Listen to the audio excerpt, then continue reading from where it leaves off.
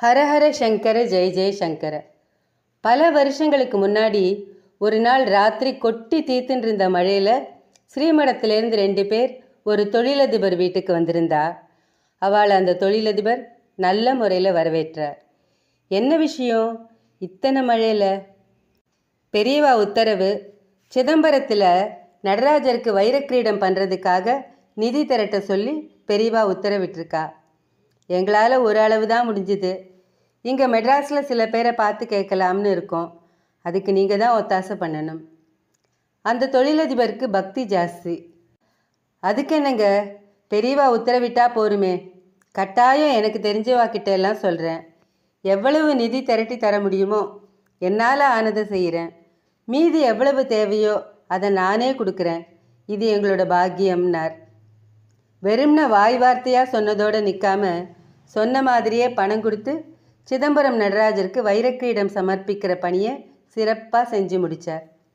அதுக்கப்புறம் அவர் 1992 ஸ்ரீபெரும்புதூர் வெங்கடேஸ்வரா இன்ஜினியரிங் காலேஜை துவக்கினார். அதுக்கு முன்னாடி பெரியவாளை தரிசனம் பண்ண போனார். பெரியவாளுக்கு இந்த சால்வையை சமர்ப்பிக்கிறேன் அப்படின்னு சொல்லிட்டு ஒரு சால்வையை சமர்ப்பணம் பண்ணினார். பெரியவா அந்த சால்வையை உத்து பார்த்தார். பட்டா? ஆமாம், பட்டு தான். நான் சன்னியாசி, பட்டு எனக்கு வேண்டாமே. பட்டு பெரியவாளோட அஹிம்சா தர்மத்துக்கு புறம்பானது. ஆனால் அன்போடு வந்தவரை அவர் கொண்டு வந்த பட்டு சால்வையோடு திருப்பி அனுப்பவும் மனசு இல்லை. தர்மத்தை சாஸ்திரத்தை இம்மி அளவு கூட மீறாமல், அதே சமயம் யாரையும் நோகடிக்காமல் திருப்திப்பட வைக்கிறதுல பெரியவாளுக்கு இணை பெரியவா தான். அதனால் அவரை கொஞ்சம் நிற்க சொல்லிட்டு தான் போர்த்தின்னு இருந்த கதர் துணி போர்வையை எடுத்து தன்னோட சிரசில் தேய்ச்சிண்டு பக்கத்தில் இருந்த பாரிஷாதர்கிட்ட கொடுத்தார். இந்தாடா, இதை அவரோட சம்சாரத்துக்கிட்ட கொடுக்க சொல்லு. என்ன ஒரு பாக்கியம், எப்பேற்பட்ட ஆசீர்வாதம். நடராஜாவுக்கு வைரக்கிரீடம் அணிவிக்கிறதுக்கு மனசு உவந்து அதுவும் சத்தமில்லாமல் நிதி கொடுத்ததுனால அந்த நடராஜாவே இப்படி ஒரு அமோகமான அனுகிரகத்தை பண்ணிட்டார். பணம் இருந்தால் மட்டும் போராது, அதை நல்ல காரியங்களுக்கு ஆத்மார்த்தமாக டம்பம் இல்லாமல் கொடுக்கணும். அதுக்கப்புறம் அந்த தொழிலதிபரோட மகனுக்கு கல்யாணம் நிச்சயமாச்சு. 10 மாதம் கழித்து தான் கல்யாணம் நடக்க இருந்தது.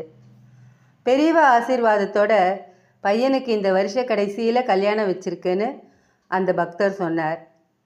பெரியவா ஒரு க்ஷணம் அமைதியாக இருந்தார். அதுக்கப்புறம் பாரிஷதரை கூப்பிட்டு 2 மட்டை தேங்காய் எடுத்துட்டு வான்னார்.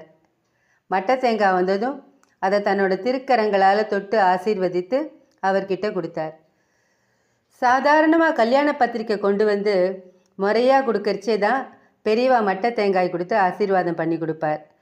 ஆனால் இப்போ மட்டும் ஏன் இப்படி 10 மாதம் முன்னாடியே பத்திரிக்கை கூட இல்லாமல் மட்டை தேங்காய் தந்து ஆசீர்வாதம் பண்ணினார்? பாரிஷதர்கள் உள்பட யாருக்கும் புரியல. பெரியவா செய்கிற எந்த காரியத்துக்கும் அர்த்தம் இல்லாமல் போகுமா என்ன? அந்த பக்தரோட பிள்ளையோட கல்யாணத்துக்கு 15 நாட்கள் முன்னாடியே நம்ம பெரியவா பிருந்தாவன பிரவேசம் பண்ணிட்டார்.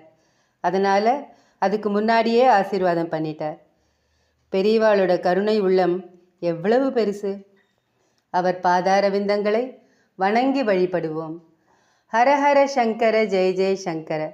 காஞ்சி சங்கர காமகோட்டி சங்கர.